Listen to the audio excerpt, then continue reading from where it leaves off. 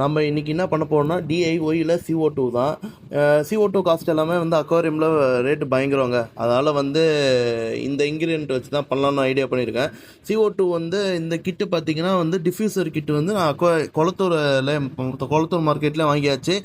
இது maximum Aqua ஸ்டாரில் தான் வாங்கினேன். நார்மல் கடையிலையும் கிடைக்கும். இது பார்த்தீங்கன்னா வந்து 150லேருந்து 250 வரைக்கும் கிடைக்குது. நீங்கள் எந்த ரேஞ்ச் வேணுமோ அதை வச்சுக்கலாம். அது உள்ள பார்த்தீங்கன்னா வந்து செக் வால்வு ஒன்று கொடுத்துருந்தாங்க, நான் 2 வாங்கிக்கிட்டேன். அடுத்தது பார்த்தீங்கன்னா எல்லாம் உள்ள மெட்டீரியல் எல்லாமே கிளாஸுங்க. கொஞ்சம் பார்த்து ஹேண்டில் பண்ணுங்கள். கீழே போட்டிங்கன்னா உடஞ்சிரும். அதுக்குள்ளே கொடுத்தது கிளாம்ப் ஒன்று கொடுத்துருந்தாங்கங்க. அதுக்கப்புறம் டிஃப்யூசர் கிளாம்ப் பார்த்தீங்கன்னா வந்து அதுவும் செம்ம க்யூட்டாக இருந்துச்சு பார்க்குறதுக்கு. ரொம்பவும் நல்லா இருந்துச்சு. கிறிஸ்டல் கிளியராக இருந்த மாதிரி இருந்துச்சு. நல்லா இருந்துச்சு, சூப்பராக இருந்துச்சு. அது பார்த்தீங்கன்னா டிஃப்யூசர் கொடுத்துருந்தாங்க. டிஃப்யூசரை எடுத்து பார்த்தாச்சு, எல்லாம் நீட்டாக இருக்குது, எந்த பிரேக்கேஜும் இல்லை.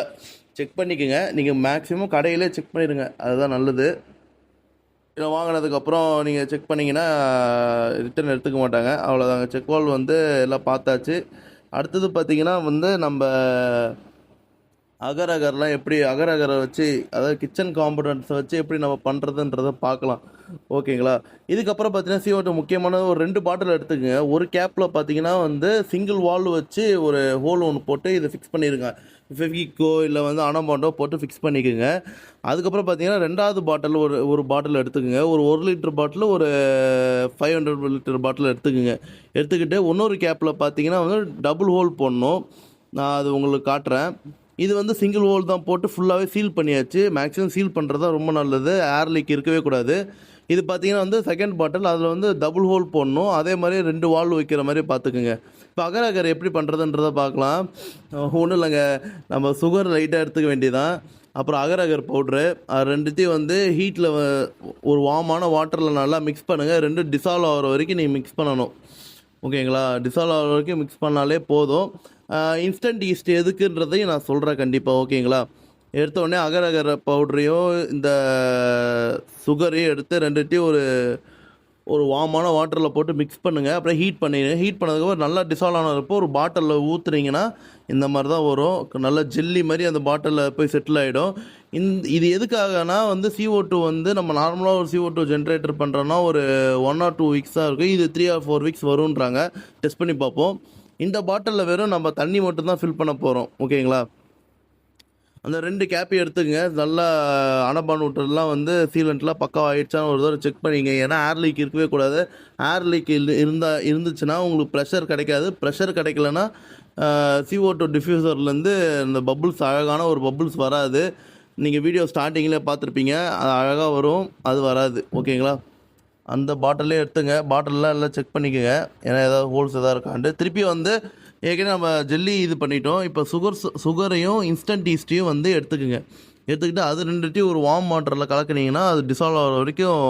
டிசால்வ் பார்த்தீங்கன்னா இந்த மாதிரி தான் இருக்கும், நல்லா ஒரு மில்க் கண்டென்ட்டில் இருக்கும். அது அப்படியே என்ன பண்ணுங்கள், ஏற்கனவே நீங்கள் எடுத்து வச்சுக்கிற அந்த பெரிய பாட்டிலில் ஜெல்லி எடுத்து வச்சுருப்பீங்க இல்லையா, அந்த ஜெல்லி எடுத்து வச்சுறதுலே வந்து நீங்கள் போர் பண்ணுற மாதிரி இருக்கும்.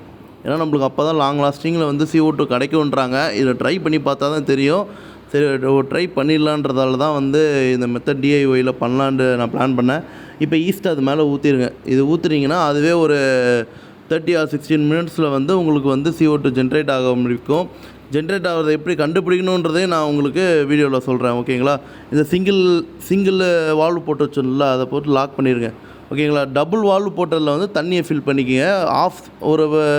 ஒரு 500 லிட்டர் எடுத்துக்கிட்டிங்கன்னா அதில் பாதி ஃபில் பண்ணுங்கள். ஒரு இன்லெட்டில் வந்து ஒரு டியூபை மட்டும் உள்ளே போட்டு நம்ம ஃபிக்ஸ் பண்ணிக்கணும், ஓகேங்களா. ஃபிக்ஸ் பண்ணிட்டீங்கன்னா வேலை முடிஞ்சிடும். அடுத்ததான் நீங்கள் என்ன பண்ணோம்னா, அந்த 2 பாட்டில் எடுத்து வச்சுக்கிட்டு நம்ம டியூப்ஸ்லாம் கொஞ்சம் கனெக்ட் பண்ணோம். அதாவது இந்த சிங்கிள் வால்வுலேருந்து ஏற்கனவே டியூப் உள்ளே போகுது இல்லைங்க, அதில் ஒரு டியூப்பை வந்து நீங்கள் கனெக்ட் பண்ணணும். ஆனால் செக் வால் போட்டுக்குங்க. ஏன்னா செக் வால் ரிட்டன் ஏதாவது நீங்கள் அந்த CO2 எதுவும் வராமல் இருக்கிறதுக்காக நீங்கள் வந்து இந்த வால்வு போடுறது கொஞ்சம் நல்லாயிருக்கும், ஓகேங்களா. அவ்வளோதாங்க. பேரலாக இந்த கனெக்ஷனை நீங்கள் கொடுக்க வேண்டியதான். கொடுத்ததுக்கப்புறம் அந்த டுவல் பைப்பில் இருக்கிறதுலேயும் வந்து ஒரு பைப்பில் இருக்கிறது நம்ம டிஃப்யூசருக்கு போகும். ஒரு பைப் வந்து நம்ம CO2 வந்து உள்ளே அந்த தண்ணியில் வந்து வரும், பபுள்ஸாக வரும். நான் உங்களுக்கு அந்த வீடியோ வந்து அட்டாச் பண்ணுறேன், ஓகேங்களா. அந்த பபுள்ஸ் வர வீடியோ நான் உங்களுக்கு கண்டிப்பாக அட்டாச் பண்ணுறேன். அவ்வளோதாங்க, சிம்பிளுங்க. ரொம்ப வீட்டில் கிடைக்கிற பொருளை வச்சே நீங்கள் பண்ணிடலாம்.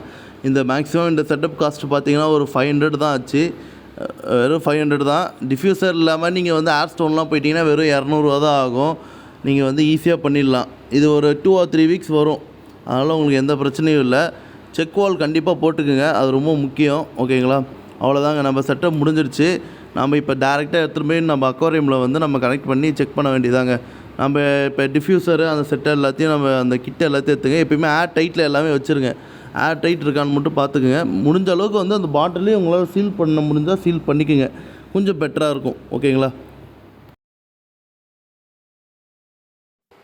இங்கே ஒன்றும் இல்லைங்க. அதுக்கப்புறம் பார்த்தீங்கன்னா டியூப்லாம் கட் பண்ணி நம்ம டிஃப்யூசர் இருக்கு இல்லையா, அதில் வந்து ஈஸியாக வந்து லாக் பண்ணிக்கோங்க. லாக் பண்ணிட்டு அந்த யூ கிளாம்ப் பார்த்தீங்கன்னா வந்து அந்த தொட்டியில் வந்து ஒரு இடத்துல பர்மனெண்ட்டாக நிற்கிறதுக்காக அந்த யூ கிளாம்ப்பு, அதுலேயும் அந்த டியூப்லாம் சைஸுக்கு ஏற்ற மாதிரி உங்கள் டேங்க்கு ஏற்ற மாதிரி நீங்கள் வந்து ஃபிக்ஸ் பண்ணிக்கோங்க. ஓகேங்களா? சிம்பிளாக தாங்க இருக்கும், அதெல்லாம் ஒன்றும் காம்ப்ளிகேட்டடாக இருக்காது. நீங்கள் அழகாக ஃபிக்ஸ் பண்ணிட்டீங்கன்னா அதுக்கப்புறம் நீங்கள் வந்து உங்கள் டேங்க்கில் வந்து எந்த இடத்துல வைக்கணுமோ அதை கரெக்டாக அந்த இடத்துல அழகாக ப்ளேஸ் பண்ணுங்கள். ப்ளேஸ் பண்ணிட்டீங்கன்னா அழகாக கம்ப்ரஸ் வேக்கமில் அது வந்து அதை பிடிச்சிக்குங்க.